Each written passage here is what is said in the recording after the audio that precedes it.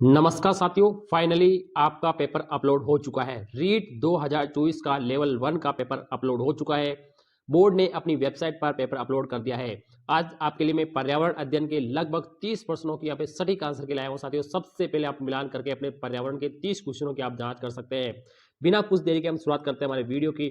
और हमारा पहला प्रश्न है साथियों यहाँ पर कि राष्ट्रीय चिन्ह अशोक स्तंभ में कितनी दिशाओं में सिंह के मुख है? तो इसका बिल्कुल राइट आंसर रहेगा 4 दिशाओं में इसके मुख रहेंगे।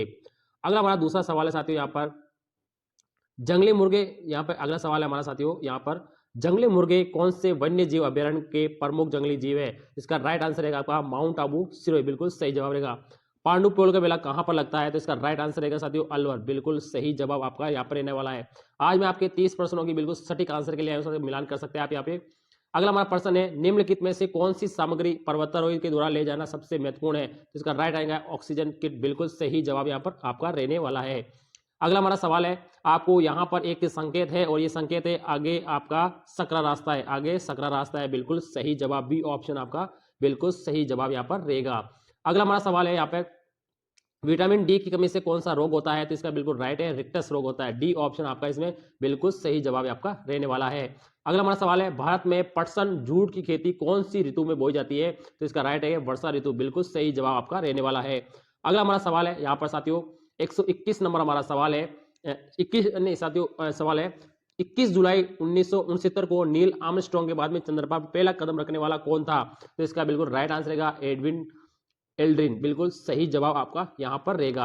अगला हमारा सवाल है साथियों यहां पर निम्नलिखित में से उस त्योहार को चुनिए जो कार्तिक मास की अमावस्या को यहाँ पे मनाया जाता है। तो इसका बिल्कुल सही जवाब रहेगा दिवाली। बी ऑप्शन आपका बिल्कुल यहाँ पर सही जवाब रहेगा।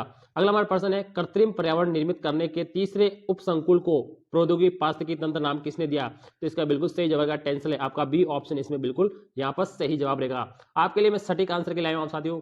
ये प्रश्न डाउट है।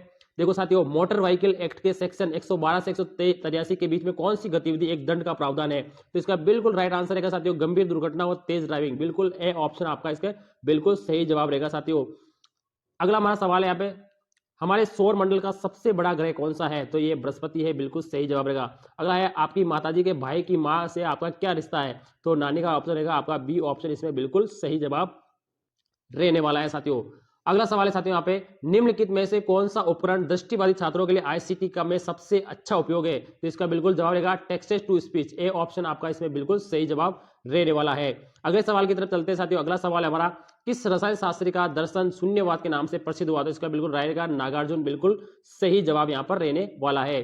अगले प्रश्न की तरफ चलते हैं साथियों। यहाँ पर लिखा है कौन से दांत भोजन को चीरने फाड़ने का काम आते हैं? तो इसका बिल्कुल सही जवाब रहेगा रत्नक। बिल्कुल यहाँ पर सही जवाब आपका रहने वाला है।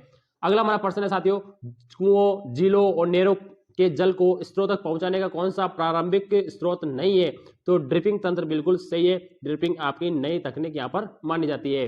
अगला हमारा सवाल है राजस्थान का राज्य पुष्प कौन सा है? तो बिल्कुल सही जवाब रहेगा रोइडा। आपका सी ऑप्शन इसमें बिल्कुल सही जवाब आपका रहने वाला साथियों। आप जल्दी से जल्दी मिलान कर सकते हैं साथियों आपको। अगला हमारा शांति मिलान करने का था तो इसमें लिखा था कि वायरस जनित कौन है? तो वायरस जनित चिकन पॉक्स होता है। तो पहले में डी। दूसरा जीवाणु जनित जीवाणु तपेदिक होता है। दूसरे में ए ठीक है। प्रोटोजोआ जनित रोग मलेरिया। बिल्कुल सही। और कुपोषण से क्वासियार आपका बी ऑप्शन बिल्कुल सही जवाब यहाँ पर रहने वाला है साथियों। हमने इसकी आंसर की बताई थी और वो हमारे पहले वाले आंसर के बिल्कुल सटीक बैठ रही है साथियों। निम्नलिखित में से कौन सी बकरी की अच्छी नस्ल है? तो इसका जमुनापुरी। बिल्कुल सही जवाब आपका डी ऑप्शन इसमें बिल्कुल सही जवाब यहाँ पर रहने वाला है।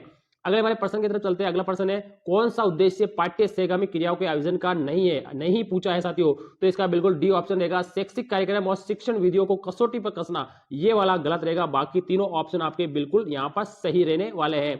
अगला प्रश्न है साथियों अफीन में कौन सा एल्केलॉइड नहीं पाया जाता है? तो इसमें कैफीन नहीं पाया जाता है साथियों। बाकी तीन मॉर्फिन कोडीन सोमनिफेरम तीनों यहाँ पर पाए जाते हैं। बिल्कुल डी ऑप्शन सही जवाब। अगला हमारा सवाल है बछेंद्री पाल ने माउंट एवरेस्ट की चोटी पर कब कदम रखा? तो 23 मई 1984। बिल्कुल आपका सही जवाब यहाँ पर रहने वाला है। अगला हमारा सवाल है साथियों यहाँ पे लिखा है यहाँ पे इसको आपको इंग्लिश से पकड़ना था साथियों। इसमें लिखा है साथियों यहाँ पे ENVIS का पूर्ण नाम बताना था। ठीक है। तो यहाँ पे EN इन्वायरमेंटल इंफॉर्मेशन सिस्टम आपका पहला पर्यावरणीय सूचना प्रणाली। बिल्कुल ए ऑप्शन इसमें बिल्कुल सही जवाब आपका रहने वाला है। अगले प्रश्न की तरफ चलते हैं। राजस्थान के कौन से दुर्ग को अजयगढ़ दुर्ग के नाम से भी जाना जाता है? तो इसका राइट आंसर का बी ऑप्शन कुंभलगढ़ दुर्ग। बी ऑप्शन आपका बिल्कुल सही जवाब। निम्नलिखित में से कौन सा मानव निर्मित पर्यावरणीय घटक है? तो इसका बिल्कुल सही जवाब रहेगा उद्योग। उद्योग आपका बी ऑप्शन इसमें बिल्कुल सही जवाब यहाँ पर रहने वाला है। अगला हमारा सवाल है साथियों यहाँ पे, भारत के कौन से क्षेत्र में याक पशु पाए जाते हैं? तो लद्दाख। ए ऑप्शन आपका इसमें बिल्कुल सही जवाब आपका रहने वाला है।